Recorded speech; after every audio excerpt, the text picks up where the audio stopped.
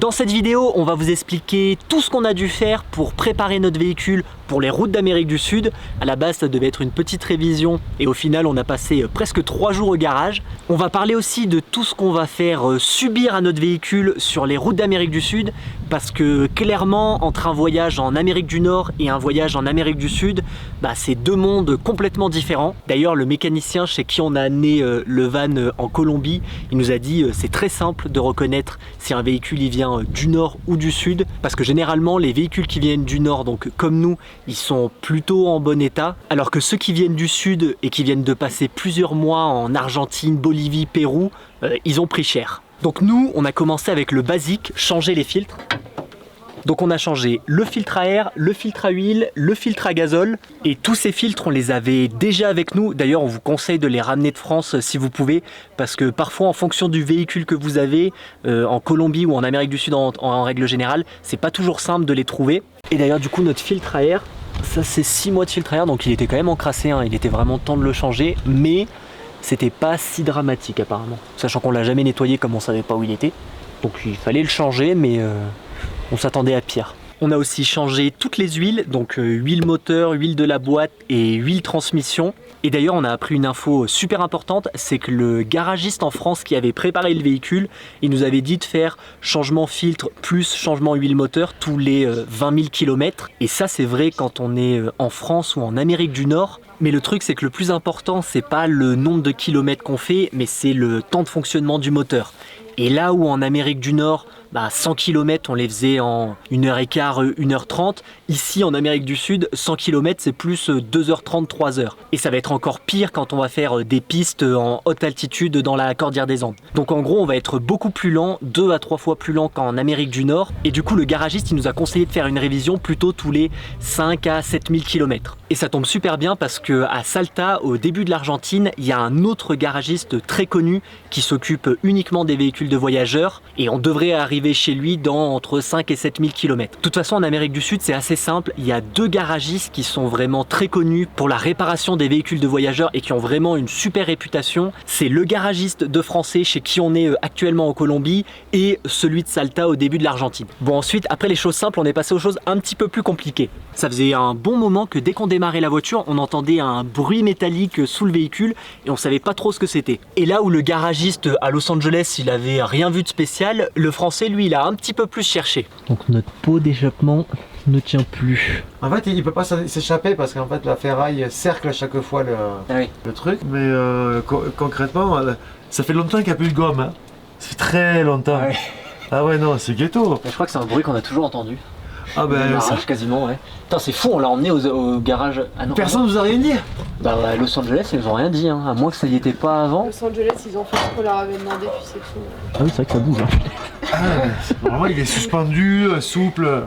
Donc ouais, en gros, on avait tout notre pot d'échappement qui était plus du tout attaché. Il n'y avait plus les caoutchoucs qui étaient là pour le retenir. Et du coup, c'est pour ça qu'il tremblait vachement. Donc là, ils ont tout refait. Ils ont refait des nouveaux caoutchoucs. Ils ont mis des nouveaux caoutchoucs. Ils ont refait les attaches. Et maintenant, c'est parfait. Il n'y a plus aucun bruit et ça fonctionne bien. Ensuite, depuis environ une dizaine de jours, on avait un bruit dans la roue avant. Un peu comme un tac-tac-tac. Comme si on avait une pierre qui était coincée dans le véhicule. Sauf que c'était pas ça. Et le bruit il disparaissait dès qu'on dépassait les 20 km/h ou dès que je mettais le mode 4x4 on n'entendait plus ce bruit là. Du coup avec le garagiste on s'est amusé à faire tourner la roue pour entendre le bruit et quand il a entendu le bruit il nous a dit que c'était pas un bruit top. On s'est rendu compte qu'en fait le bruit il venait du cardan et en démontant le cardan on a vu que c'était la croix de cardan qui était cassée. Heureusement c'est quelque chose d'assez simple à réparer donc le lendemain ils sont allés en ville, ils ont acheté une nouvelle croix de cardan, ils ont tout remonté et maintenant tout va bien. Ensuite, comme dans la Cordillère des Andes, on va faire pas mal de dénivelé. On lui a demandé de regarder tout notre système de frein et voir si les plaquettes de frein elles étaient encore bonnes. Parce qu'on a entendu quelques histoires de voyageurs qui se sont retrouvés à 5000 mètres d'altitude sans frein et on n'avait pas envie de devenir ces voyageurs. Du coup, niveau des plaquettes, ça allait encore. Par contre, on s'est rendu compte que nos disques, ils étaient vraiment usés et qu'on avait besoin de les changer. Et surtout, on a vu que en fait, alors sur cette partie du disque, c'était normal.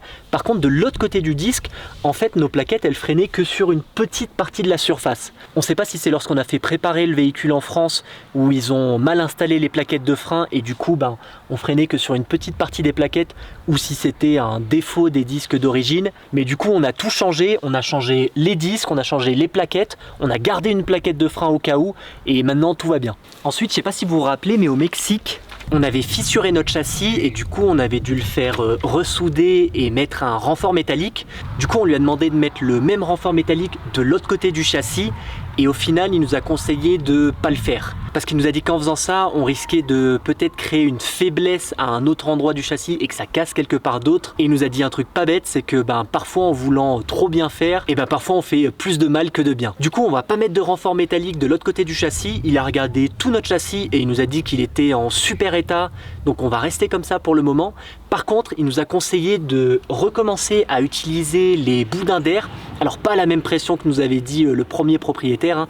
Là on va les gonfler vraiment un tout petit peu à 1 bar, juste pour créer un troisième point d'appui sur le châssis et que nos lames qui sont là vraiment écrasées par le poids de la cellule, elles souffrent un petit peu moins. On en a aussi profité pour changer les roues de place, donc on a mis les roues qui étaient à l'arrière, on les a mis à l'avant et celles à l'avant à l'arrière, parce que mine de rien, comme on a beaucoup de poids sur l'arrière, nos pneus arrière ils s'usent quand même un peu plus vite que l'avant.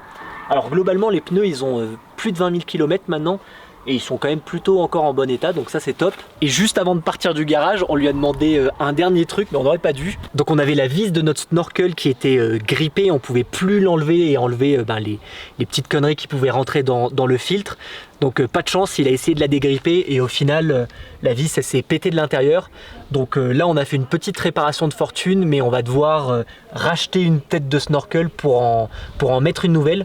Avec Ambrine on a essayé d'aller en ville pour en trouver, mais alors les mecs ont tous été super honnêtes, mais tous les garagistes et tous les magasins à qui on a parlé, ils nous ont tous dit que ici en Colombie, ils en ont, mais c'est que des trucs de très mauvaise qualité et qui nous conseillent plutôt d'en faire importer pour qu'on parte avec quelque chose de bien. Donc c'est ce qu'on va faire dans quelques semaines, on va s'en faire livrer une dans un camping et comme ça on pourra la changer. Mais sinon, mis à part toutes ces petites choses qui au final étaient quand même assez faciles à réparer, on est plutôt content parce qu'il nous a dit que le véhicule était en très bonne santé et que généralement il n'avait pas des véhicules en aussi bonne santé dans son garage et que donc on devrait réussir à continuer notre voyage sans trop de problèmes. Et ces 2 jours et demi de travaux au garage, ça nous a coûté 420 €, ce qu'on trouve vraiment pas très cher au vu de toutes les petites choses quand même qu'ils ont fait. Et ce qui était cool, c'est qu'ils ont pris aussi vachement de temps pour nous expliquer plein de choses qu'en fait on savait pas et qui vont nous être super utiles pour la suite du voyage. Et en plus de tout ça, ils nous ont fait le repas midi et soir. Donc vraiment, ils étaient quand même plutôt cool. On a ensuite pris la route pour rejoindre la frontière avec l'Équateur. Les paysages étaient vraiment superbes.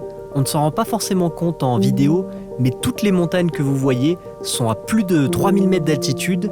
Et avant de passer la frontière, on a fait un dernier arrêt en Colombie. Eh ben, ça gratte. Et part, attention. Bon alors Ambrine, on se retrouve quelques jours après le garage. Qu'est-ce qu'on va faire là? Notre dernière activité de la Colombie. Je sais pas si c'est une cathédrale ou un sanctuaire. On va avoir une cathédrale qui est très connue en Colombie, qui est juste avant la frontière avec l'Équateur. Bon, et c'est marrant parce que souvent quand on va visiter des trucs, on a déjà vu un peu des photos sur Insta ou sur Internet. Et là par exemple pour cette cathédrale ou cette église qui est ultra connue en Colombie, moi j'étais persuadé qu'on allait prendre un téléphérique pour monter et qu'elle allait être un peu tout en haut de la falaise, enfin quelque chose comme ça. Et en fait pas du tout, parce que on prend un téléphérique mais qui descend et la cathédrale elle est en fait dans le trou en quelque sorte. Elle est vachement cachée en réalité. Ah oui, par contre, et là on dirait pas, mais en réalité on est à 2000, on avait dit combien? 2900 mètres d'altitude. On est presque à 3000 mètres d'altitude. Alors qu'on dirait qu'on est à 500 mètres, quelque chose comme ça. On commence à apercevoir la cathédrale ou l'église. Mais c'est fou, autour c'est tout, toutes les cultures quoi. Puis en bas faut pas tomber. Hein. Qu'est-ce qu'il y a en bas? Rien. Tu as peur? Non. C'est sûr que là, il y a quand même une petite hauteur. Hein. Et on voit bien la cathédrale là. Bon, on est arrivé. C'est marrant, là il y a un mur avec...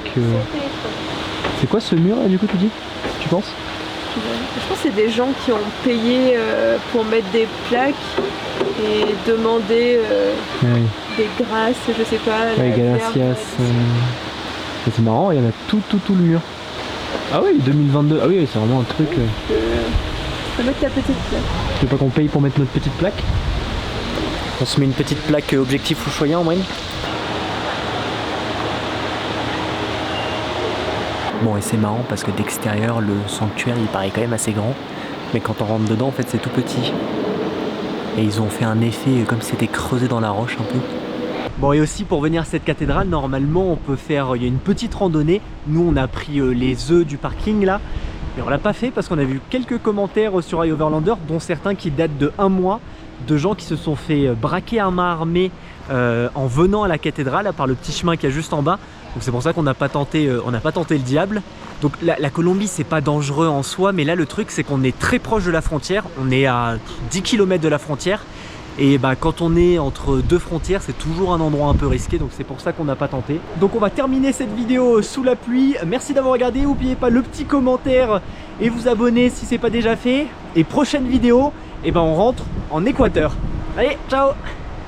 Et il commence vraiment à pleuvoir là. Regardez la pauvre Ambrine qui essaye de prendre la photo parfaite dans le temps horrible.